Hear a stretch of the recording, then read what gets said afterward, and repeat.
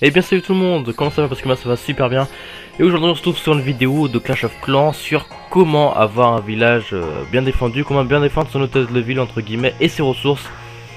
Et ben je vais vous montrer un peu comment je fais moi, hein. Donc je vais commencer tout simplement le truc logique, on n'est pas dans du farming, alors on met bien l'hôtel de ville au middle, pour ceux qui savent pas middle, évidemment il y a les petits machins au milieu. Enfin bref, aussi améliorer bien vos remparts parce que c'est un truc très important. Si vous n'avez pas des bons remparts, vous ne pouvez pas gagner, vous ne pouvez pas gagner vos défenses, vous ne pouvez pas bien vous protéger, ça c'est un truc bien logique. Un petit passage, un petit message et hop là, on oublie. Donc, ce que je fais moi, je mets directement mes ressources, alors où est-ce qu'elles sont? Je mets mes ressources comme ceci. Hop hop hop. Et les élixirs de l'autre côté. Voilà. Une fois que vous avez fait ça, vous continuez à mettre des remparts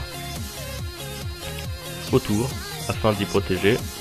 Et ensuite, on va voir qu'on va commencer à mettre des défenses, tout simplement, des grosses défenses pour que ça puisse tout simplement défendre vos ressources et votre HDV, tant qu'on y est. On fait pas les choses à moitié, Ce truc, désolé si ça met du temps, c'est parce que je suis sur PC, alors du coup avec la souris c'est un petit peu chiant, vous l'aurez remarqué que je suis sur PC évidemment. Donc du coup, ensuite ce qu'il faut faire, par exemple, un canon, ensuite vous alternez, merde pourquoi je fais ça, vous en mettez un autre, etc. Après moi je vous conseille de mettre au middle tout ce qui est mortier, alors faut que j'y trouve, voilà j'en ai 4 donc c'est bon. Et évidemment là aussi, putain mais allez, pourquoi il marche pas? Voilà. Évidemment, toujours obligé de protéger même les défenses, parce que si vous les protégez pas, vous êtes dans le caca, dans le gros caca. Voilà. Hop. Certains pourront dire que c'est pas super ce que je fais là, parce que tout simplement, je suis d'accord avec vous. Bon, parce qu'ici on voit qu'il y a des petits trous, mais bon. Oh, un archer libre, hein. Bah dis donc. Merci les gars. Je veux dire merci. Désolé. Merde. Ah ça c'est chiant avec le clavier, dis donc. Tout le temps des fautes. Enfin bref, c'est pas grave. Au passage, dédicace à tous les petits gens, d'ailleurs je vais en faire ça. Voilà. Ensuite on va retourner sur notre HDV, sur notre village. Alors déjà, hop. Une fois que vous avez commencé par mettre vos petites défenses à l'avant, évidemment il faut en mettre à l'arrière et sur les côtés. Donc ce que je vous propose sur les côtés, tout le temps mettre vos tours de sorcier éloignés, si vous les mettez à côté ça va être trop facile pour les autres de vous les détruire. Mais si ça va être facile pour vous de les défoncer aussi. Mais bon, si vous détruisez les deux d'un coup, vous aurez grave les boules parce que c'est bien utile. Et surtout si les ennemis ils voient deux tours d'archer, deux tours de sorcier, regardez je vais vous faire l'exemple. S'ils voient deux tours d'archer ici, ils voient qu'ici ils vont pouvoir attaquer à fond pour tout défoncer. Et que là ils mettent quoi? Ils mettent des grosses troupes pour défoncer les deux d'un coup. Alors que s'il y en a de chaque côté, ça fait direct plus imposant. Et là le mec il se dit putain ouais c'est vrai que c'est vraiment bien entouré de partout. Donc du coup il vaut mieux faire comme ça. Moi c'est ce que je fais, après je sais pas si vous le faites vous. Alors le petit problème déjà que j'ai moi, c'est que j'ai pas beaucoup de remparts, j'en ai 225. Donc je vais pas pouvoir tout finir. Important de mettre les archers, donc ici moi j'en ai 4. Alors vous pouvez tout le temps mettre le maximum. De toute façon plus il y a des défenses mieux c'est, je pense que ça vous le savez. Je crois que j'ai pas la peine de vous le dire. Aussi des défenses comme ça anti-aériennes, c'est vraiment très important. Parce que quand on est en or 2 ou même quand on commence au niveau or 3, et on se ramasse des dragons sur la gueule, des fois, ça dépend si le mec il gaspille ses dragons ou pas. En tout cas, moi ce que je vous propose vraiment c'est de faire ça, parce que sans ça vous ferez carrément défoncer, car les dragons c'est vraiment hyper puissant. Ça a une grosse jauge de vie et une attaque de ouf. Donc voilà pourquoi je vous conseille tout simplement de mettre vos tours anti-aériennes. Je sais pas si ça s'appelle comme ça, mais bon, c'est pas grave. Alors, hop, cela, on les rapproche.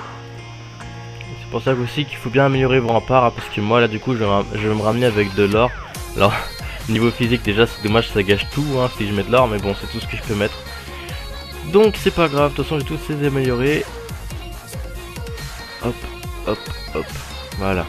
Toujours donc là on va se placer avec une petite tourelle Une petite tourelle. Putain, mais pourquoi j'appelle ça des tourelles? Pour une tour anti-aérienne. Ensuite, on va placer les mortiers sur les côtés. Car c'est un bon rayon, hein, vous pouvez voir. N'oubliez pas aussi de mettre votre... je vous le mettrai après le château de clan parce que s'il y a des troupes, vous pouvez voir que voilà quoi, il y a vraiment un gros... comment dire, un gros rayon pour déployer les troupes que vous avez à l'intérieur. Donc ça c'est vraiment pas mal aussi. Hop. Tac. On met bien les remparts. On met les remparts et en plus de ça, vu qu'on va mettre autour, on va mettre par exemple les camps militaires, les extracteurs et tout ça, ça va mettre encore plus de difficulté à l'ennemi. Donc c'est vraiment pas mal les enfants. Je vais peut-être même en remettre sur les côtés.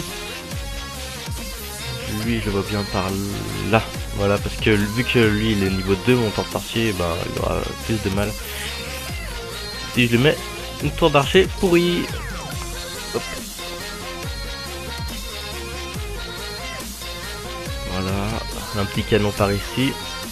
Et n'oubliez pas franchement améliorer votre hôtel de ville hein, pour avoir vraiment une tonne de défense. Hein. Regardez ma dernière vidéo justement sur l'hôtel de ville.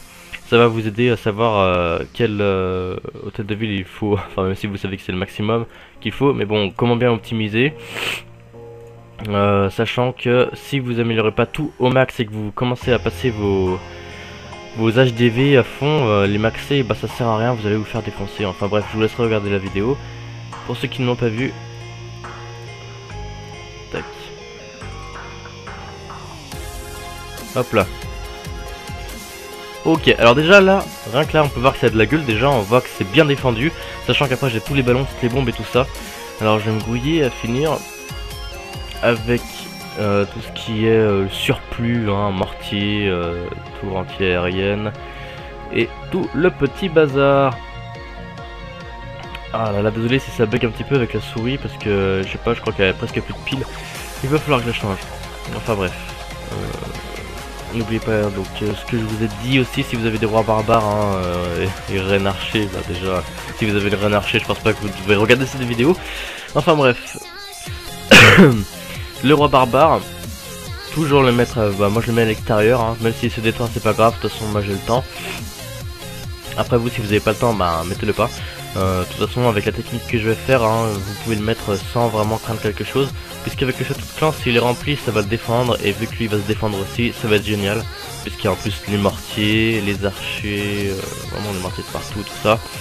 Là on est vraiment sur une bonne base de défense comme vous pouvez le voir. On est complètement protégé de partout. C'est vraiment une bonne technique je trouve. Que je conseille à tout le monde hein, puisque là voilà vous pouvez voir franchement vous êtes vraiment bien défendu carrément de partout, tout autour à l'extérieur. Et après je vais faire les petits pièges. Alors déjà là c'est très important le drapeau. Non c'est comme c'est pas important, ça carrément même que je vais retirer. Bon ensuite vous allez commencer. Moi déjà si vous avez le Tesla bah mettez-la vers cet endroit hein, si vous faites le même que moi évidemment. Ça peut toujours aider. Alors, on va commencer par mettre ensuite les casernes et tout ça tout autour. Car c'est quelque chose qui va vous aider à gagner de la place. Déjà ne les mettez pas collés, hein. Vous les mettez hop, un tout petit peu espacés. Afin de pouvoir avoir plus de défense. Comme ceci, vous pouvez voir que là ils peuvent même pas aller attaquer directement.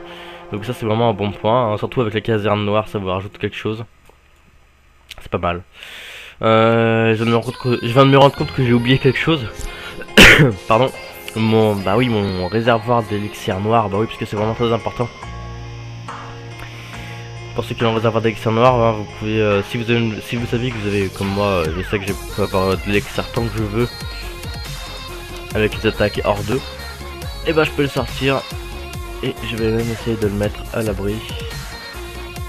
Enfin, à l'abri, manière de parler, hop, un petit peu plus protégé. Voilà. Bon. Donc vous continuez à mettre tout autour afin de protéger encore plus les réservoirs, comme je vous ai dit, enfin les réservoirs, les extracteurs pas collés, hein, vraiment un petit peu distants. Vous allez voir que c'est vraiment très pratique. Ça va bien vous sauver. À part bon là je suis obligé de le coller celui-là, mais bon hein, il y a bien des fois où on est obligé. Mais c'est pas grave. toute façon on a les, après on a les camps militaires, ça va vraiment vous aider encore plus, car ça prend plus de place. Hop, voilà. Ok, lui, peut-être en plus le coller pour que ça puisse protéger.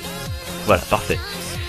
Ensuite, les casernes, les cabanes d'ouvriers, hein, donc vous savez comment on fait, hein. On était dans chaque coin.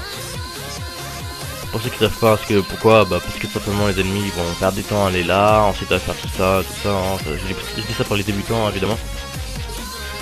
Moi je mets mes petits squelettes, hein, parce que je les ai achetés, ils sont très pratiques, un peu trop forts même à mon goût je dirais. Mais bon, on va pas se plaindre. J'ai des bonnes petites bombes aussi, j'optimise ici parce que c'est vraiment l'endroit où il y a le plus de faiblesse, ici et... Merde, qu'est-ce que j'ai fait? Ici et hop, en bas où j'ai vraiment plus de faiblesse. Donc n'hésitez pas à poser vos bombes si vous en avez. Donc vu que j'en ai plein, moi je vais me faire plaisir. Et de 1 et 2 et de 3. Moi j'optimise ici parce qu'il y a vraiment des petits trucs à protéger, hein. Ici c'est de là. Mais ensuite vous pouvez vraiment en mettre de partout si vous voulez mettre ici, hein, évidemment. Mais il faut être stratégique, hein, parce que si vous y mettez tout au même endroit, ça sert à rien, ça va tuer beaucoup de monde s'il y a des gens qui viennent par là. Mais s'il y en a pas qui viennent, et bah ça va vous faire perdre du temps. Et ça c'est vraiment pas bien. Ensuite vos ballons, franchement je vous conseille de les acheter. Celui-là par exemple il fait 1500 de dégâts. La mine chercheuse, donc je vous conseille vraiment de les acheter. Parce que ça peut presque tuer un dragon, hein. Ça lui enlève beaucoup de vie si c'est un dragon niveau 1, et après il reste les tours d'archer pour les défoncer. Et donc c'est vraiment pratique. J'ai beaucoup de ballons, et je viens de me rendre compte que j'avais tout ça comme ballon, je sais même plus. Alors, je vais continuer avec ça. Par contre, oui, les camps militaires comme ceci, là vous pouvez les coller, parce qu'ils sont tellement loin que si vous les décollez, bah ils vont pouvoir les détruire sans se faire attaquer. Donc là, ça va très bien comme ça. Hop, je vais décaler un petit peu comme ça. Alors en fait je me fais gêner par ma propre bombe. Alors je vais essayer de décaler le temps d'y ranger. Hop.